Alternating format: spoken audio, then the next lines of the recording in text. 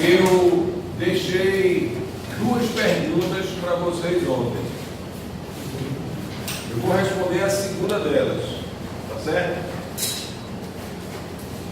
Que é a questão da eliminação de fontes independentes. E eu friso a palavra independentes. Mais uma vez lembrando que ao aplicar o princípio da superposição, ninguém deve eliminar fontes dependentes. Aquela que é um losangozinho. Você só elimina fonte independente. Por favor, não quero ninguém cometendo esse erro aqui, tá certo? Quem errar, eu vou avaliar a questão das faltas, se é porque está faltando as aulas.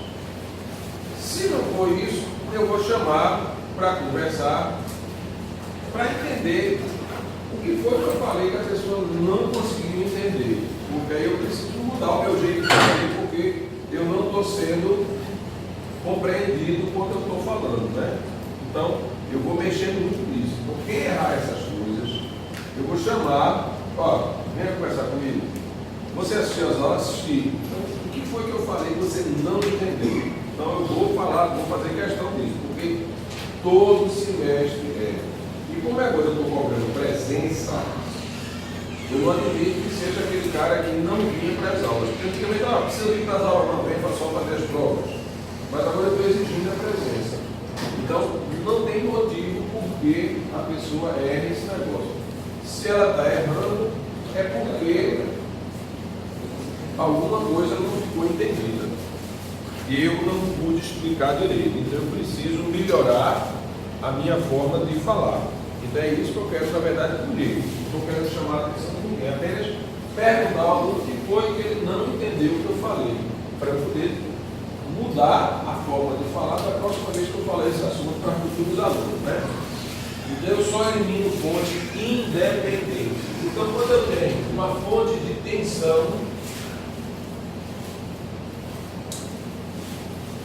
eliminar uma fonte de tensão significa zerá-la. Eu vou fazer a fonte VG, por exemplo, eu vou fazer esse VG igual a zero.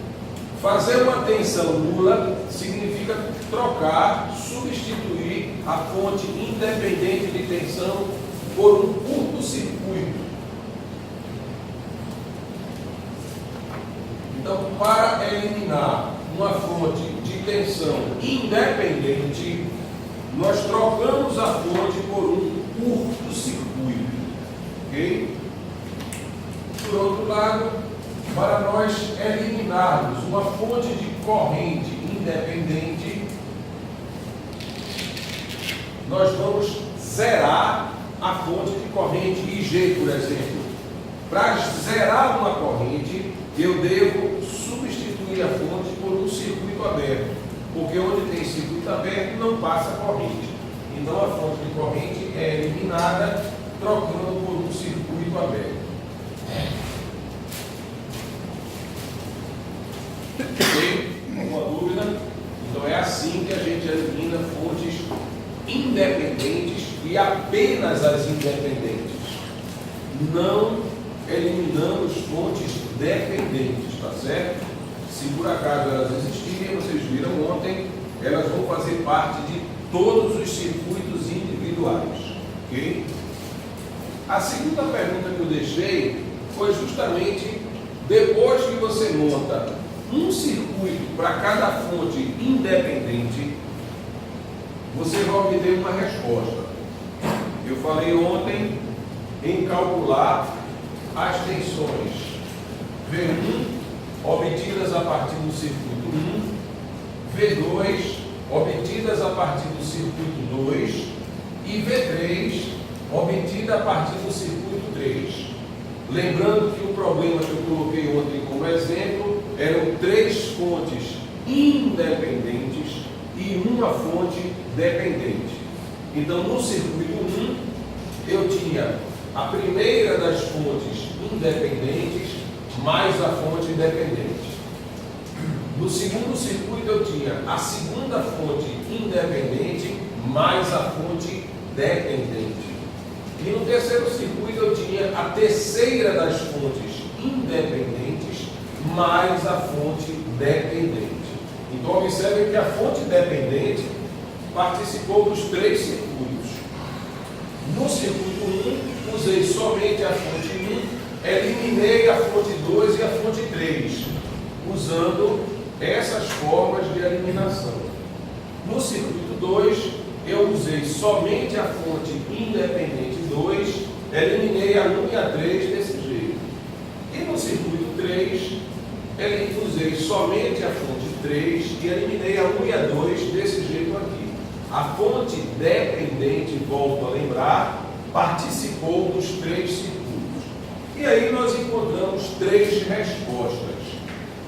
Tensão V1 lá no circuito 1, tensão V2 no circuito 2 e tensão V3 obtida a partir do circuito 3. A pergunta que eu fiz é a seguinte: para eu encontrar a resposta com as três fontes atuando simultaneamente, o princípio da superposição nos diz que a gente soma as respostas individuais. Eu preciso somar as respostas dos três circuitos. E a pergunta que eu deixei foi: eu somo as respostas como fazores ou somo as respostas no tempo? O que é que vocês acham? Não faz diferença, né? Não faz diferença. Faz. No tempo. Eu vou responder então. As duas situações podem ocorrer. Quando é que eu posso somar os fazores e quando é que eu sou obrigado a somar no tempo? Vamos lá.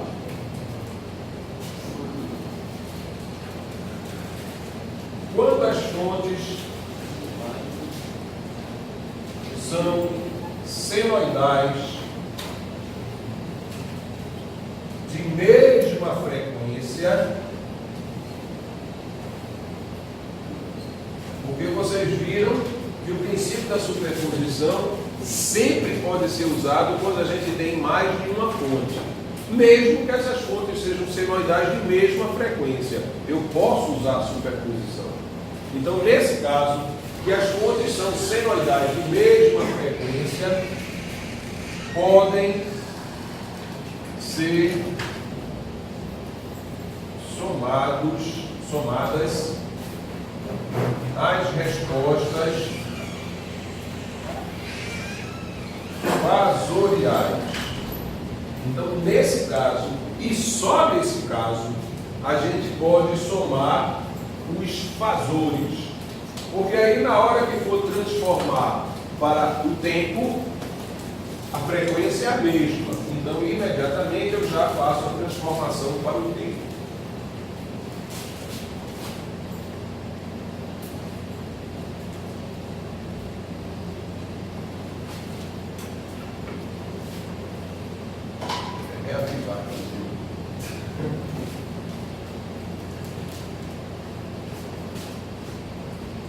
Quando as fontes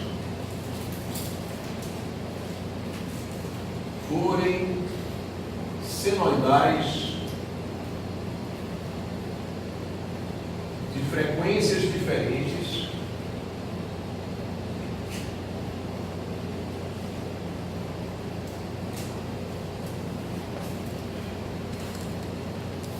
ou quando as fontes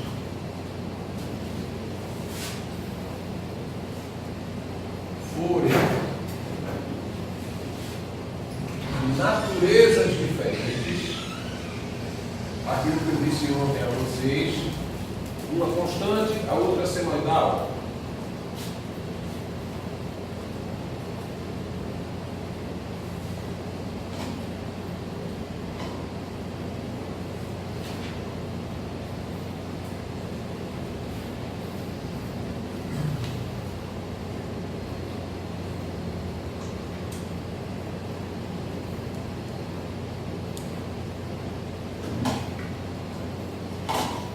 respostas dos circuitos individuais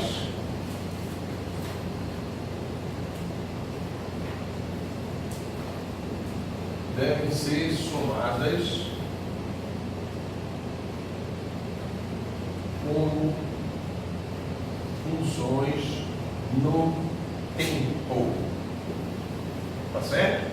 Então, se as minhas fontes independentes forem senoidais com frequências diferentes, ou quando tiverem naturezas diferentes, vocês lembram que nesse caso nós somos obrigados a usar superposição.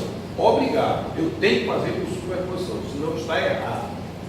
E nesse caso, onde eu fui obrigado, as somas das respostas individuais não pode ser nos fasores. Eu preciso encontrar V1 de T, V2 de T e V3 de T para fazer a soma no tempo. Aí você pergunta, se eu tiver uma fonte de frequência 2 radianos por segundo e a outra de frequência 5 radianos por segundo, eu sou obrigado a fazer por superposição. Então, a resposta 1, por exemplo, vai ser alguma coisa cosseno de 2T, frequência 2. A resposta do outro circuito vai ser alguma coisa cosseno de 5T, frequência 5. E quanto é, por exemplo, V1 cosseno de 2T mais θ1 mais V2 cosseno de 5T mais θ2? Quanto é que dá isso? Vai dar V1 cosseno de 2T mais θ1 mais V2 cosseno de 5T mais θ2. Eu não posso somar senoides de frequências diferentes. Fica desse jeito mesmo. É uma soma de senoides. Lembrem-se que a série de Fourier nada mais é do que uma soma de senoides. Tá certo? Inclusive, se vocês forem verificar a forma da onda, é bem diferente de uma onda senoidal, inclusive. É uma onda cheia de harmônicos, que é a questão lá da série de Fourier. Mas deixemos isso de lado, tá certo? Então a resposta fica a soma das funções no tempo e é desse jeito mesmo, não tem nenhum erro. Alguma dúvida com relação à superposição?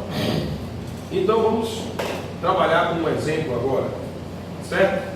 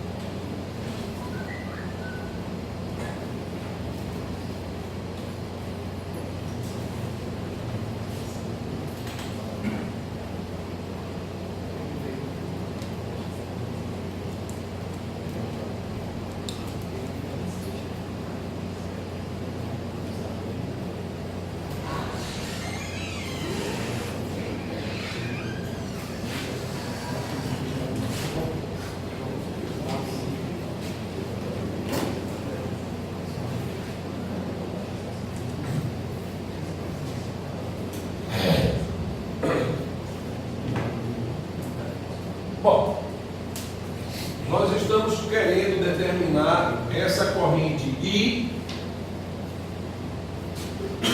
em regime permanente, tá certo? Ou seja, eu quero calcular somente a resposta forçada. Não estou querendo calcular ainda a resposta natural. Nosso problema aqui sempre é calcular a resposta forçada. Bom, faltou botar as fontes, né?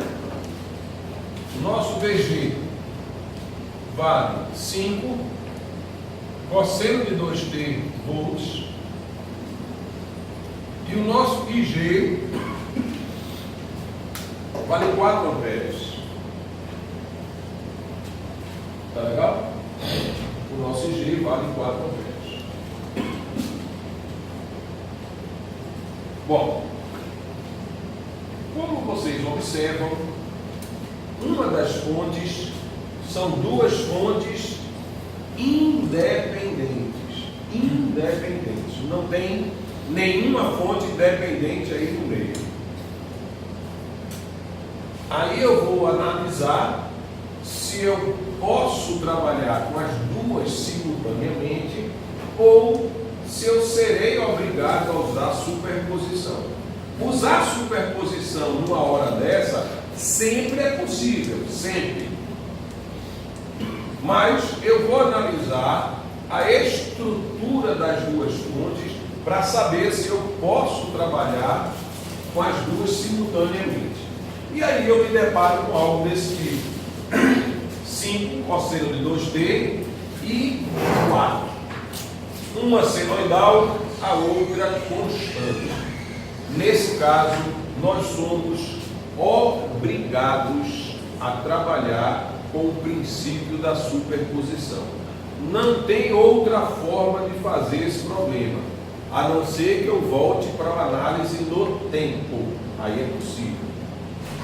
Porém, para um circuito como esse, com uma fonte senoidal e a outra constante, trabalhar com o método fasorial nos obriga a usar o princípio da superposição. Ok? Primeiro eu vou trabalhar somente com a fonte de tensão, eliminando a fonte de corrente. Resolvo o problema. Depois eu uso a fonte de corrente, eliminando a fonte de tensão. Resolvo o problema novamente. Vou encontrar I1 para o circuito 1 e I2 para o circuito 2. A soma de I1 com I2 no tempo, porque são fontes de naturezas diferentes, a soma das funções no tempo será a resposta total do problema. Ok? Então, vamos trabalhar agora com o circuito 1. Apenas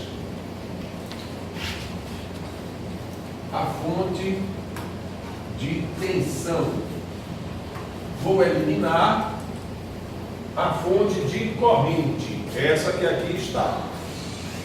Fonte de corrente a gente elimina substituindo por um circuito aberto.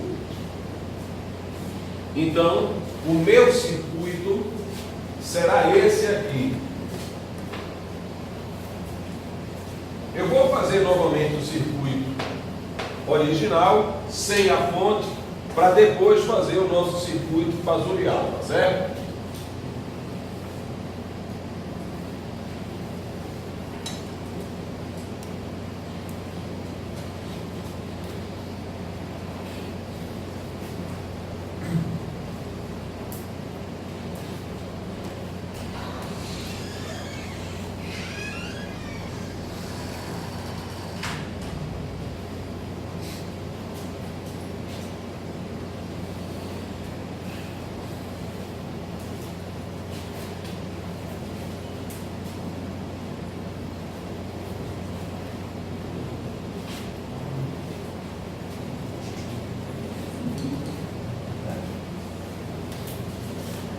E eu vou calcular aqui a corrente que eu estou chamando de I1. Tá legal? Estou calculando aqui a corrente I1. Faltou aqui esse capacitor. Observem que na hora que eu coloco aqui no circuito aberto, nada vai aparecer. Isso aqui vai ficar aberto. Então não tem nada mais lá no nosso circuito. Então, esse é o circuito onde eu eliminei a fonte de corrente. Eu troquei essa fonte de corrente por um curto-circuito, por um circuito aberto. Desculpem, circuito aberto, eu falei por circuito antes. Bom, eliminar isso aqui é trocá-la por um circuito aberto, tá certo? Então, aqui está o nosso circuito aberto, não tem nada. Esse é o circuito 1, apenas a fonte de tensão. E agora eu vou escrever o circuito fasorial. Vou escrever esse circuito na forma fasorial. Vamos lá.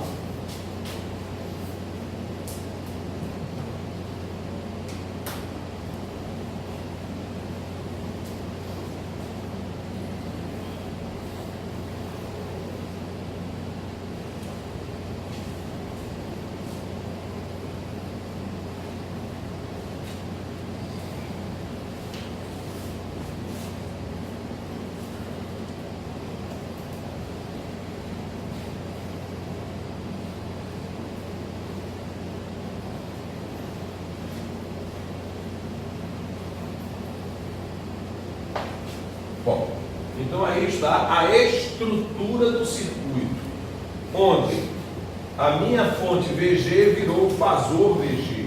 A corrente I1 que nós desejamos calcular virou I1, fasorial.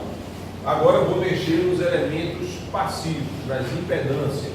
Vou começar pelos resistores, que não muda nada.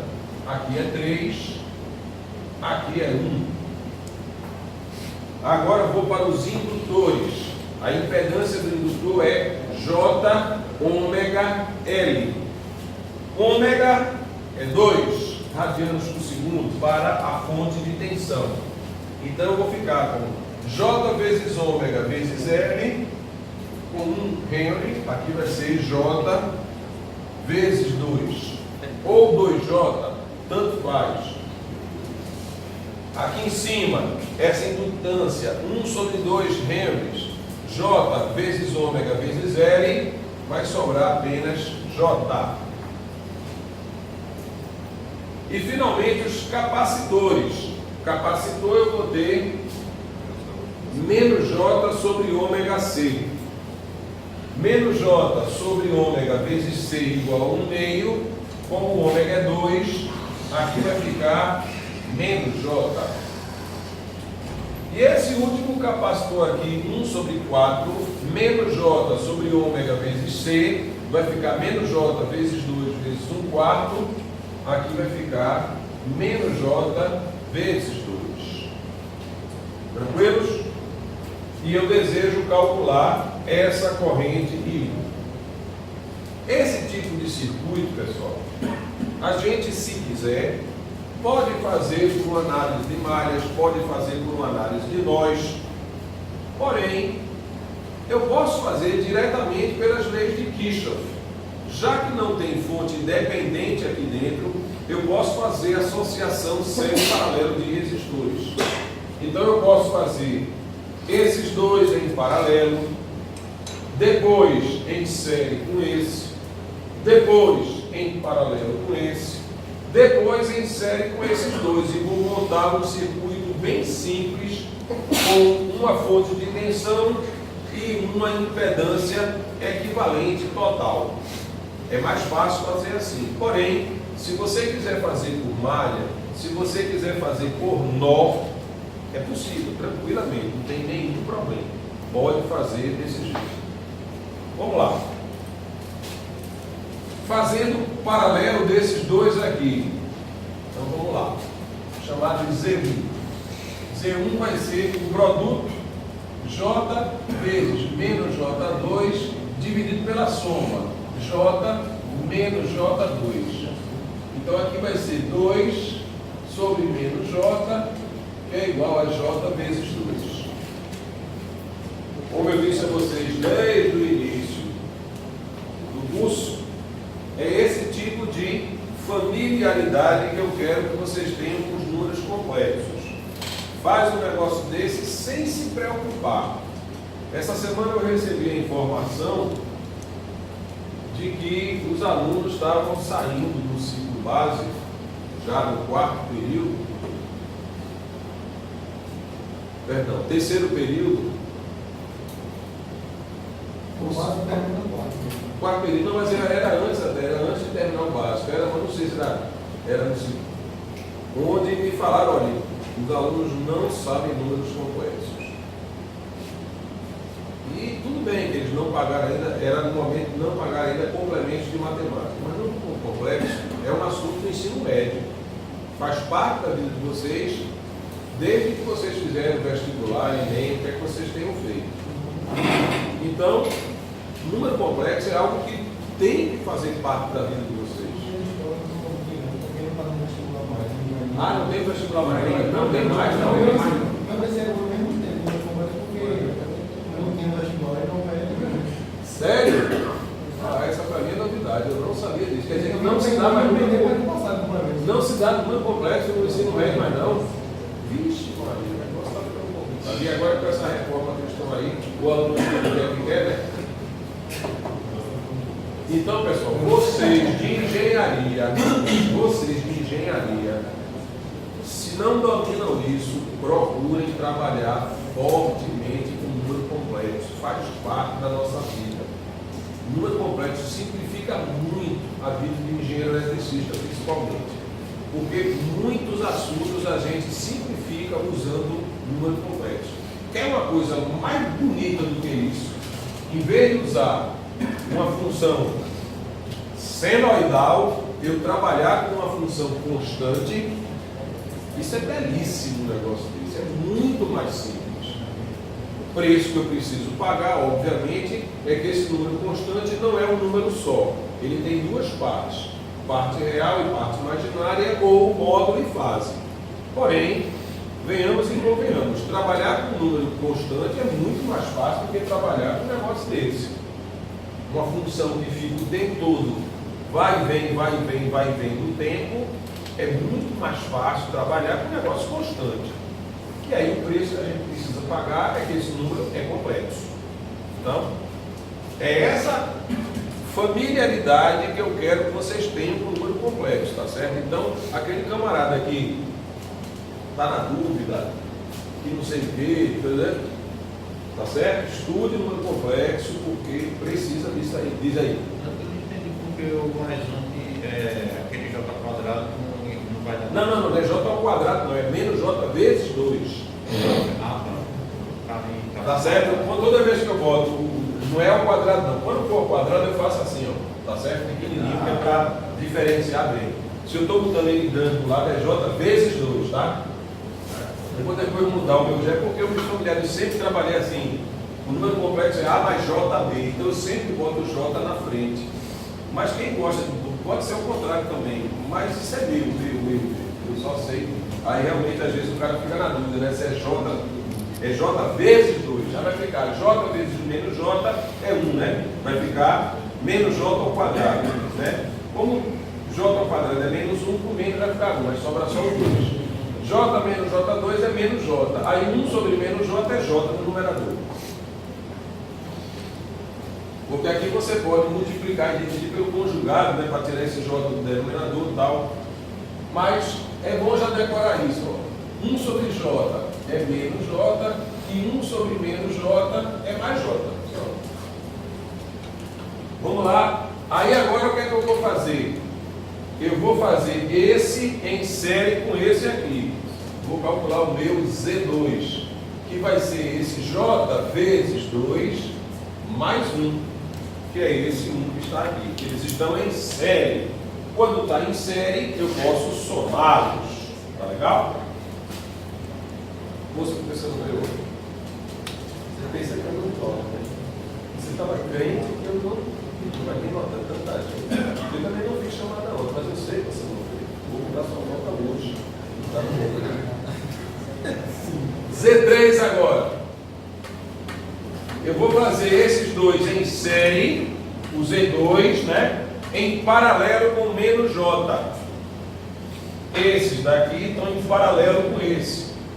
Então eu vou fazer aqui 1 mais J2 vezes menos J dividido por 1 mais J2 menos J.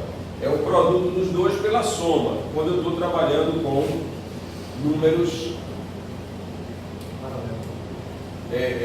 impedâncias em paralelo. Tá legal?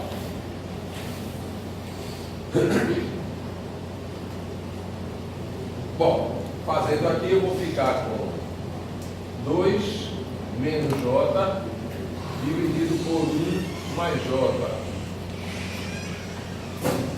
E para tirar esse 1 mais J do denominador, eu vou multiplicar e dividir pelo conjugado dele.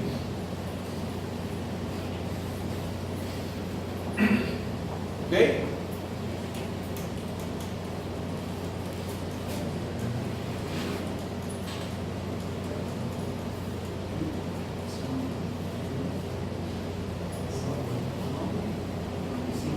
Isso aqui vai nos dar 2 menos J2 menos J menos 1 dividido por 1 mais 1.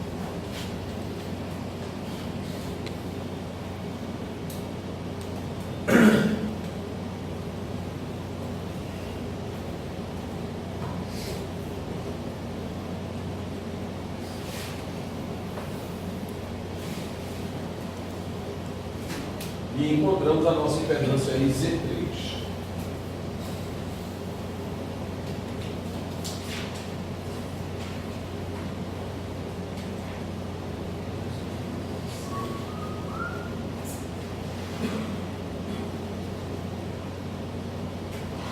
Bom, finalmente, para a gente ter uma impedância total, eu só falto somar agora Z3 com essas duas que estão aqui em série, de modo que o nosso Z4 vai ser 3 mais J2 mais 1 menos J3 sobre 2. Todas elas estão em série, por isso que eu faço aqui a soma delas. E isso aqui vai nos dar 6 mais J4 mais 1 menos J3 sobre 2. E o Z4 será 7 mais J sobre 2.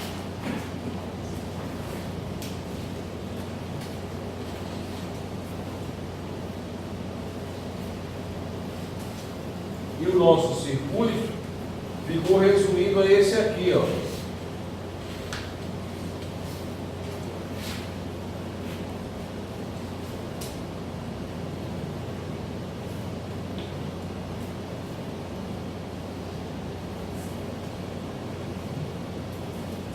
Tá certo? O nosso circuito virou esse aí, simplesmente esse. Todas as impedâncias a gente juntou numa só.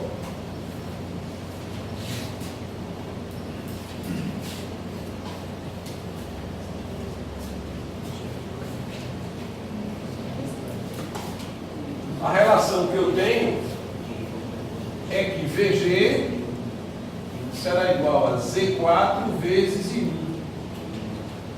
E daqui nós tiramos que a nossa corrente I1 será VG sobre Z4.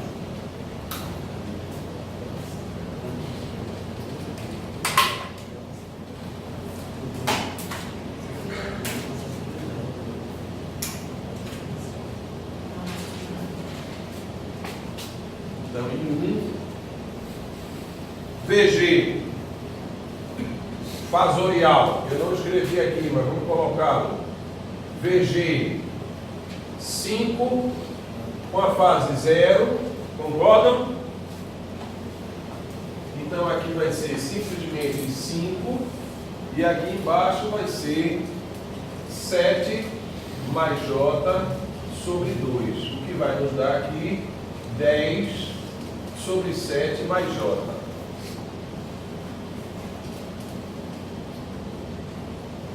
Veja se vocês concordam. Você está com a carinha que não concordou, é só.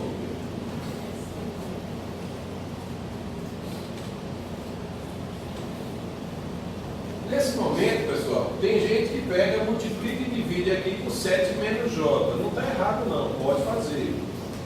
Porém, como eu vou trabalhar com fasores, módulo e fase, aqui eu já posso colocar 10 com a fase 0 e aqui embaixo, vamos ver quanto é que vai dar, já transformando aí para colar.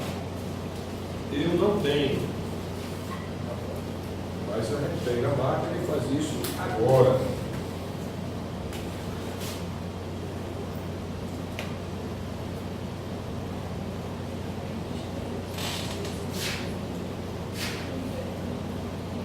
Vai dar 12,2 com a fase 55 graus. E a nossa corrente I1 será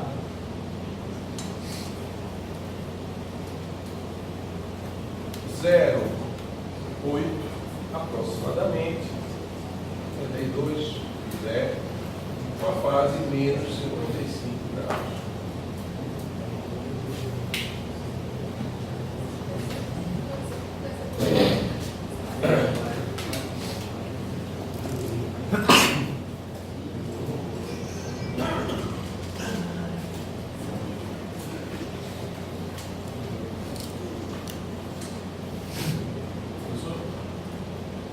Ali, né? 7,07 não.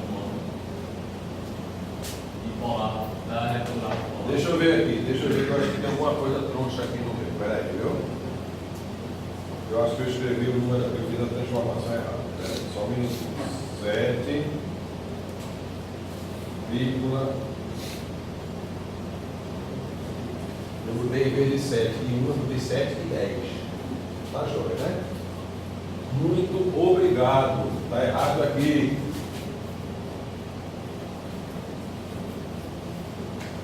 Então é 707 com a fase 8,13. Tem 7 e 10 em vez de dar 7 e 1. Perdoem. 10 dividido por 7,07. 1,41 com a fase menos 8,13 graus. Ok. Professor, na sua prova, o senhor quer quantas cartas decimais da aproximação? 2 casas de marca é suficiente. Uma casa, não tem problema não.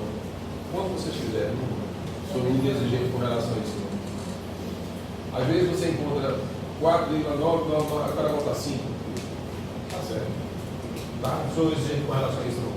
Porque tem umas disciplinas, eu queria só que vocês entendessem, inclusive, por que é que eles fazem aquelas exigências. Ah, aqui tem que ser com 5 cargas decimais, aqui tem que ser com 3. Eu não sei se você já pagou essa disciplina. Tem um cadeiro com máquinas, com fluxos, com vazões e tal. Isso porque, como você mexe com muitas unidades, metro cúbico, aí muda para não sei o que, muda para isso, muda para aquilo. Então, às vezes, quando você não usa a quantidade de carga decimal suficiente, você termina perdendo vários algarismos significativos. Então, aquele negócio de botar 3, botar 5, botar 4, que é exigido, não é capricho dos professores, não. É para você não poder perder número significativo. Mas aqui na nossa não tem essa questão, não. Você fica bem à vontade, como você quiser. Não quero botar a carga decimal, quero deixar o número inteiro. Vamos brigar com a questão, certo? Aqui, o cara botar. Claro que aqui botar 1, aí era de lascar, né? Mas se você botar 1,4, tranquilo, não tem problema nenhum. Bom, como eu vou ter que mexer quando for somar com as funções no tempo, então eu já vou transformar isso aqui para tempo, tá? Então, I1 de t será 1,41 cosseno de 2t menos 8,13 graus amperes. Se brincar, esse número aqui vai dar raiz de 2. Esse 1,41 na verdade é a raiz de 2. Mas pode deixar assim, vou brigar por causa disso do jeito. Alguma dúvida no cálculo desse circuito 1 aí? E uma coisa que eu queria chamar a atenção aqui de vocês, pessoal, vejam a complexidade desse circuito relativo ao que vocês faziam lá em circuitos 1. Esse circuito tem 4 elementos armazenadores. 4 elementos armazenadores. Vejam o trabalho que nós tivemos. Se a gente fosse fazer isso aqui com as técnicas de circuito 1, para calcular a resposta forçada só, não estou nem falando da resposta natural, porque por enquanto a gente não está calculando a resposta natural. Mas se nós fôssemos utilizar as técnicas de circuitos 1 para calcular a resposta forçada, a gente talvez não tivesse nem chegado na equação diferencial ainda, que seria uma equação diferencial de 4ª ordem. 4 elementos armazenadores e envolver derivada 4ª. Trabalho pesado. E aqui a gente resolveu com algumas contas usando números complexos. Então é por isso que eu digo que realmente o número complexo ele traz uma facilidade muito grande nas nossas análises, tá? Então, olhem com muito carinho o número complexo. Tem gente que criou uma ojeriza, eu não sei o que foi, mas olhem com carinho, porque eles vieram para ajudar a nossa vida aqui, simplificar as nossas análises, tá certo? Agora vamos para o circuito 2, que de repente pode ser o que todo mundo está esperando. Como é que nós vamos trabalhar circuito fasorial com uma fonte constante? A gente nunca fez isso lá em circuitos 1. Vamos embora.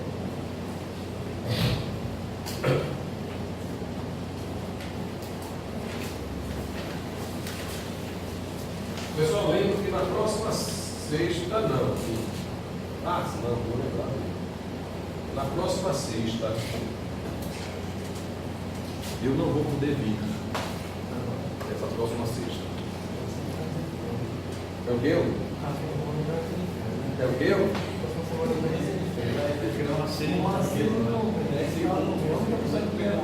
Não, mas sábado tem aula. Ah, é mesmo. Mas no sábado tem aula, viu? Hein?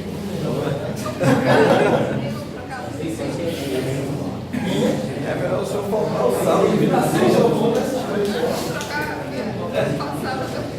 É o seguinte, doutor, o senhor falta a sexta e todo mundo falta o sábado. É. Aí fica todo mundo igual.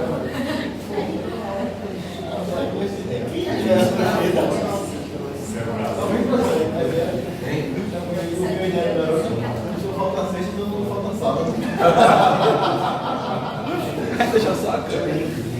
Deixa só a câmera. Transmissão ao vivo no Facebook. Todo mundo entra no Facebook e a transmissão ao vivo. Deixa eu dar uma ligada, não tem uma ligada não. Uma transmissão à live. Bom, caso circuito 2, de repente é esse que vocês estão esperando. Ele só tem fonte de corrente agora. Eu vou eliminar essa daqui. Nós eliminamos uma fonte de corrente, substituindo-a por um curto-circuito. Então, meu circuito 2 vai ser esse.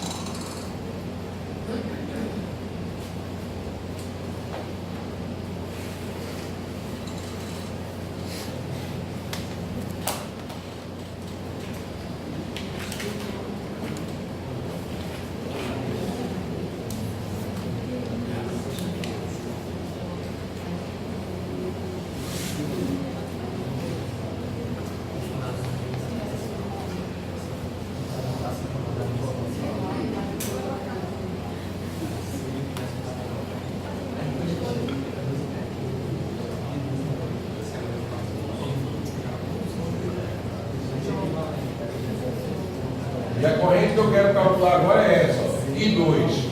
Veja o sentido dela, tá? O problema está pedindo a corrente da esquerda para a direita. Então, eu mantive o sentido que o circuito pediu. Vejam bem. Aqui, a nossa fonte IG, em termos de fasor, se ela é 4, transformando isso para número complexo, fasor 4 com a fase 0. Aí vocês chegam para mim e dizem, peraí, Felipe Paulo, mas o fasor não tem que estar associado com uma senoide? 4, eu não estou vendo senoide. Aí eu digo assim a vocês, onde é que vocês não estão vendo senoide aí, povo? Claro que aqui tem uma senoide. Isso aqui eu vou representar a senoide 4, cosseno de 0. Quem é que vai dizer que aí não é uma senoide? É uma senoide com frequência nula. Essa é a técnica que a gente usa para poder representar uma função constante com esse método fasorial. Mais para frente, quando a gente for generalizar o método fasorial, aí a gente vai mostrar exatamente o que é que acontece quando a nossa excitação for constante. Mas, por enquanto, a técnica é essa. Uma função constante, eu posso dizer que ela é uma função com uma senoide de frequência 0. Aí você vai dizer assim, frequência 0, então como é que vão virar minhas impedâncias? É isso que você perguntar? Vamos lá então falar sobre isso. Vou fazer então aqui o circuito fasorial.